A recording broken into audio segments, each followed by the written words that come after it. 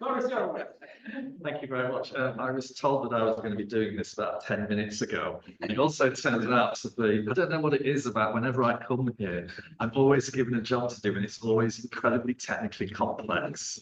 Yeah, so I'm going to, our first two presentations this morning will be delivered remotely. So we are just setting up the technology for this now. Our first speaker will be Elias Zimmermann and his colleagues. It's you. What is that?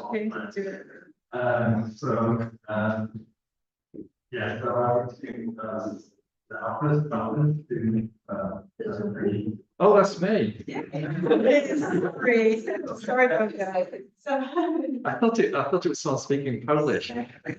That's my northern English accent. Passes bad Polish.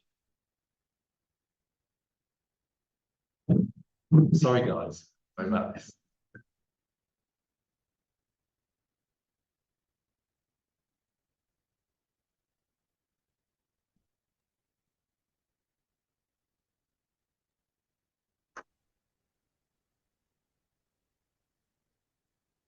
You can try. Are we done? Are we ready?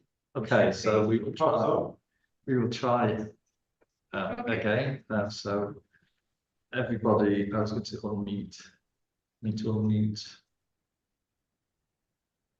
Yeah, as well. Okay, so look, I'm just gonna hand over to Elias Zimmermann from the University of Zurich, and he's co-presenting with two of his colleagues. I will let Elias and his colleagues introduce themselves to you in more detail. So over to you guys, and good luck. Thank you. Good morning. Hi, everybody. I hope you can. So we're not hearing any sound at the moment. Oh, you can hear me? Perfect.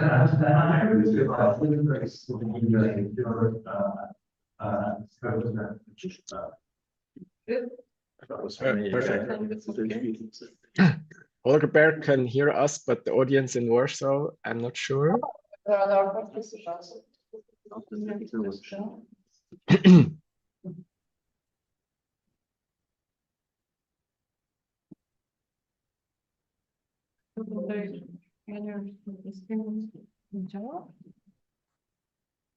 Can you hear us? Yes, we can, but one moment, we are just trying to project you onto the screen. Okay, and I try to share the presentation as well.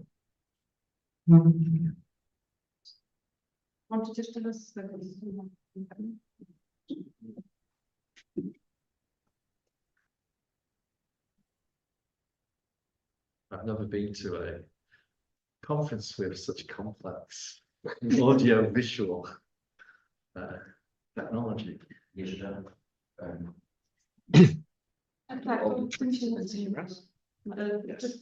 Just yes, you can hear me.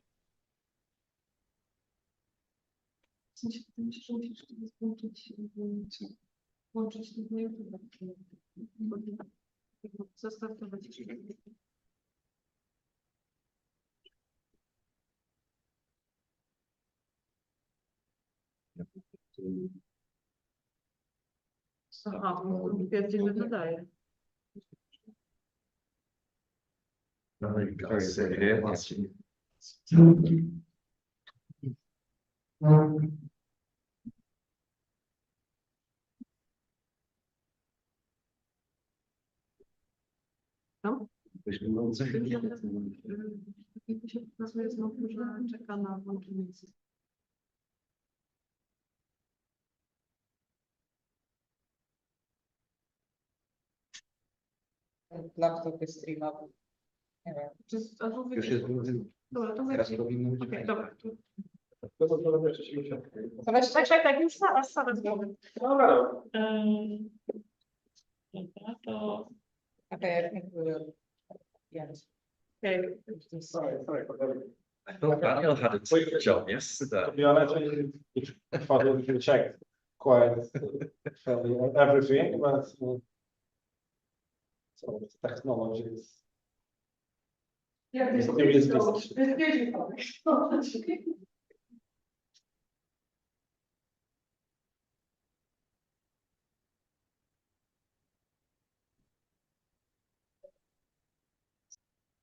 Should be. Should be. Okay, so we are ready to go. Yes, you all good? Yeah, I might. Okay.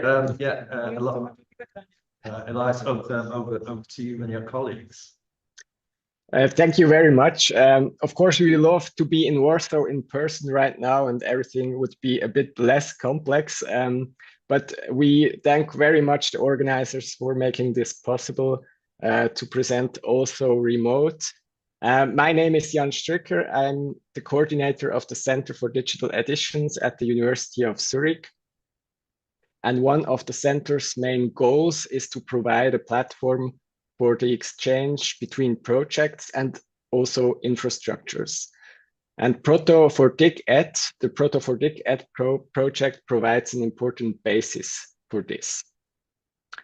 The aim of the Proto4DigEd's project was to make the future creation of digital editions easier. As you all know, it's very complex, especially when you start a new digital edition. Our idea was to develop and document prototype workflows based on the established standard tools, Transcribus and TI Publisher. The focus was not on developing new technical solutions, but on coordinating the existing solutions in the best possible way. In addition to the goal of simplifying editing projects, the development of prototype workflows was also about considering issues of long-term accessibility and interoperability of the editing data from the beginning. What I can say from the outset is that we have not developed one and only single prototype workflows that works for every edition project. Nevertheless, the search for prototypical questions in the design of workflows was very productive, as Elias will tell more about later on when he will present the handbook. And perhaps the form of the manual also has a prototypical character, and Reto Baumgartner will explain how we created it with GitLab and MKDocs. First, however, I will say a few words about the background to the project.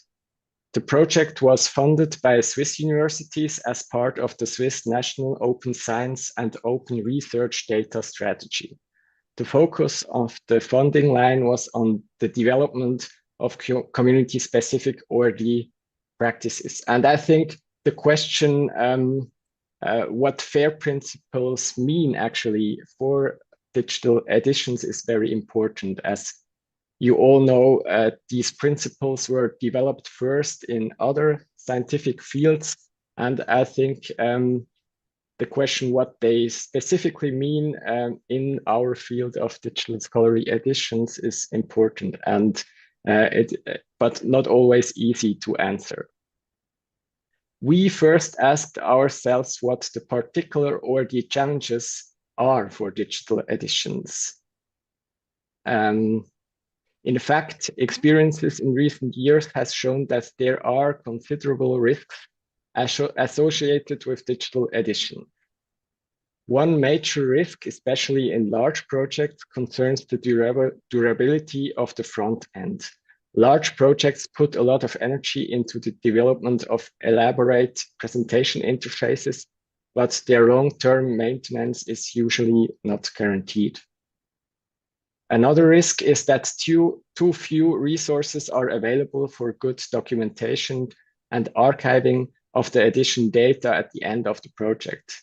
As a result, it is not easy to trace how the data was created, or the data can no longer be found.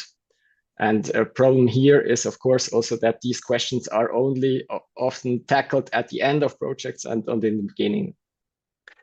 And a third known risk is that too little attention is paid to standards when generating data, which limits connectivity and interoperability. As a result, the great promise of digital editions to make historical sources more accessible in a variety of ways is not being fulfilled. Many of these risks are also related to the fact that important and consequential decisions have to be made already in the conception phase of projects. It is often difficult to assess the consequences and path dependencies of certain decisions already in this conceptual first phase of projects, as you all know. We therefore considered that the documentation of prototypical workflows could perhaps serve as a guide here. And this was also the reason why we focused so much on workflows. The idea of the project was to run through workflows using the example of a manageable number of sources of the existing Roman studies editing project Pares that actually is in this conception phase. The aim was to involve all the stakeholders who could be relevant to the digital edition projects here at the University of Zurich, namely the editors, of course, IT support unit, library specialists, representatives of repositories, and myself as a community manager. It was also important for us to discuss our workflow issues and experiences with people from other projects, of course. And we learned a lot in this exchange. So to what conclusions have we come to a good year after the start of the project? In our discussions with other projects about workflows, it became clear once again, and I'm repeating myself, that there is no single standard workflow, even when the same tools are used. What does exist, however, are prototypical questions that are important when planning workflows. What we also found very helpful in our exchange with other projects about workflows was sharing experiences of difficulties and moments when workflows didn't work as planned. And I think these experiences are very helpful also for new projects to then foresee or plan better their workflows. A further insight of the project was that static websites seem interesting for long-term archiving of front ends. Here too, however, it is important to consider such a static solution from the outset, as we learned. For example, if the question of when a static page should be generated from a dynamic TI publisher website, or it is also very important to already have some notion at the beginning of projects of the functionalities that should also be working for users of a static website, because that's very much consequential on the workflows, of course, also. We finally asked ourselves what a good form for such an orientation, aid, and documentation of different workflows could be, and came up with the proven form of a handbook. And with that, I'm happy to hand over to my colleague, Elias Zimmermann. Thank you very much, Yann, for giving us the framework of our project. Maybe just for my person, I'm coming from literary criticism. I'm a philologist, and I'm working as project coordinator in Proto4DigEd's, but I'm also doing a digital scientific edition on Annemarie Schwarzenbach's work, which is kind of a much bigger project, which will go on for some longer. So maybe some people of you already saw me in that context, or will see me again in the context of Annemarie Schwarzenbach. But let's stay now with Proto4DigEd's. I hope I can control now. Yes, I can control it. Very good.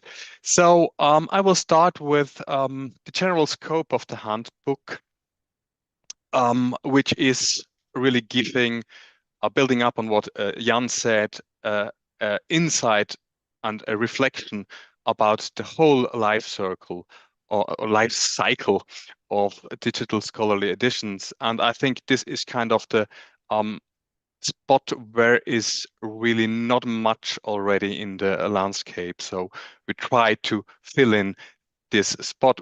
There are, of course, already very interesting handbooks and guides out there. One of the maybe most important resource for the German-speaking digital edition landscape is the Conde Weißbuch from Austria, and we're building up on that too. So Conde has got a lot of more detailed information about certain topics, but our aim is to link them together in the sense of possible workflows.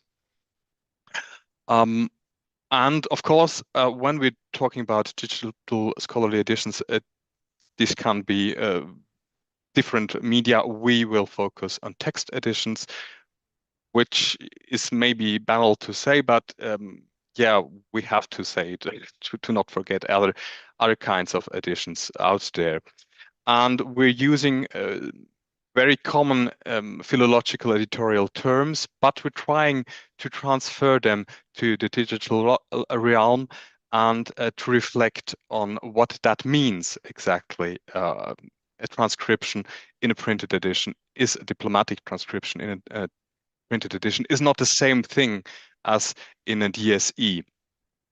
And that's something we experience often, that there are misunderstandings between the philological side and the technical side that have to be bridged. And I think one of the scopes of this handbook is bridging this. So it's not a handbook for technical personnel, to be clear. It's not for people who already very well know what is a digital edition, but it's really also a possibility to guide people coming from philology towards digital editions, such as myself, and the project leader also comes from philology. Now I'm coming to the more narrow goals of the handbook, which are linked to the findings that Yann already told us. We want to present and reflect a wide range of editorial and technical possibilities. And here comes the terms you already know and use often. I see also in other talks that will be given the idea of a prêt-à-porter edition versus a haute couture edition. So we want to give this range place, and we want to tell people what choices you have in standardization to maybe achieve something like that ideal of a prêt-à-porter edition, and where do you have to make those choices in a certain point in time. And of course, one thing to evaluate is always how much technical or digital humanities support are you getting in a project. Now, somehow, PowerPoint is stuck. Now it comes again. Yes, exactly. To evaluate those limitations. I really don't know why. Yeah, now it works again. And as Yann already has told us, this handbook is the result of a community collaboration. We've got a very hands-on approach with this exemplary digital scientific edition we're doing. We're calling a showcase edition with a variance of people coming from different disciplines. And we do have contact with a lot of exemplary DSE we're talking to. And we made 2 workshops with experts and editors where we found kind of the content we will be presenting you in a second. But first, just what it isn't. It's not manual in the narrow sense. It's not giving instructions because of the obsolescence of certain functions in the tools we are evaluating is just too big. So when we would be documenting, go to transcribers, press this and this button, this would be very fast obsolete, this information, because the innovation is going that fast. Now, just a little detour. We talked about the showcase edition that will be linked to the handbook, and that will be an important part of understanding certain things we talk about in the handbook. It's a test case for how to use transcribers and TI Publisher. You see that on the screenshot. And as Yann told us already, it's part of a broader project where I won't be going into too much detail. Now you can read that yourself also in our documentation. It's a classical two-part layout with certain annotations and a scientific commentary. And what is maybe interesting is that we had some challenges concerning the handwriting, which is quite difficult, and different languages in the same letters. I will not go into detail how we try to solve those challenges, cliffhanger, that you will find in the handbook. But just to see, we didn't do like, we didn't have no problems at all, and just were going through our workflows without any problems. It's really a handbook also about solving our own problems in this showcase edition.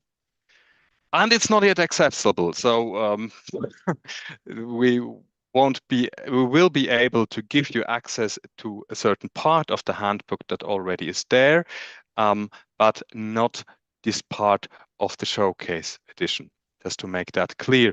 And now I invite you, you can access it yourself, but of course I will give you also some ideas of the handbook directly on this screen.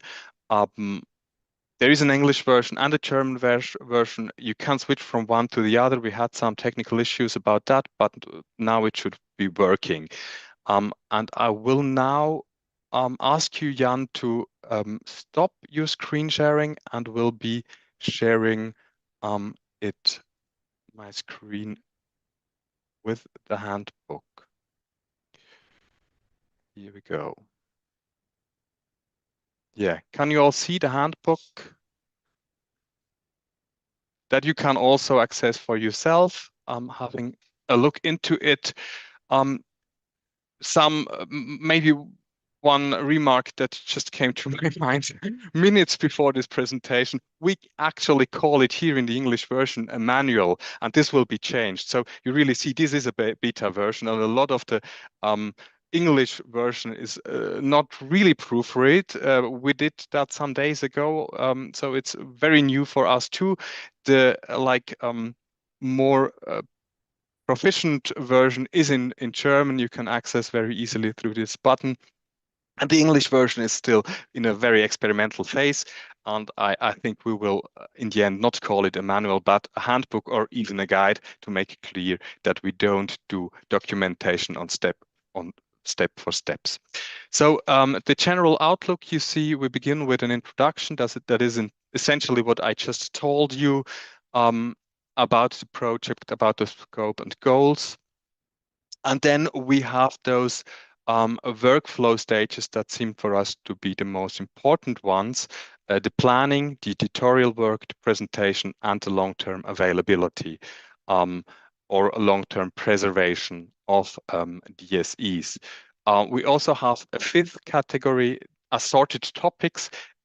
Those are much more technical advices from our sides, and in contrast to the rest of the handbook, are much more aimed to already tech-savvy public, while the other things, especially the introduction, are much more for a broader public that is not very familiar with DSE. And we begin on a very abstract level, on a meta level, to give you hints. What are the questions that you have to ask yourself when planning a DSE? And those are maybe things that seem for you very natural to come, like what is the nature and quantity of your media, what is your team size and project duration, but still those are questions you have to discuss in your teams, and that will have consequences for your workflows. And then we link, of course, these questions with specific topics in the handbook that are normally in cursive, like here. We haven't got any content yet because we didn't talk about that much yet, but you can use some links already very nicely. I want to now, coming to an end, give you a specific site on the editorial work that I think is the centerpiece of our handbook. And once again, it's not a step-by-step instruction how to do your editorial work, but it's more a reflection about the possibilities to do this. And in this centerpiece of our handbook is the centerpiece, mainly this one about transcription, automatic text recognition and annotation, which seems to be quite a convoluted chapter, but we made the observation that those topics are very close together when you use certain tools that allow you to do transcription, to do ATR, and to do annotations at the same times. And this actually poses a problem for a lot of projects, because being able to do this in one tool is a problem when you go later into the conversion into another tool, because you get so much data that has to be converted to TI XML. And that was something we learned from other projects that had a real tough struggle in deciding what are we doing in which tool and how can we manage to do the best conversion on that. So next chapter is of course about conversion. And yeah, we also try to give you the resources to those conversion scripts. For example, this is page to TI. Some of you might know that already. Going back to this, I want to give you, by ending my talk, really an insight how we link the handbook to our own showcase edition.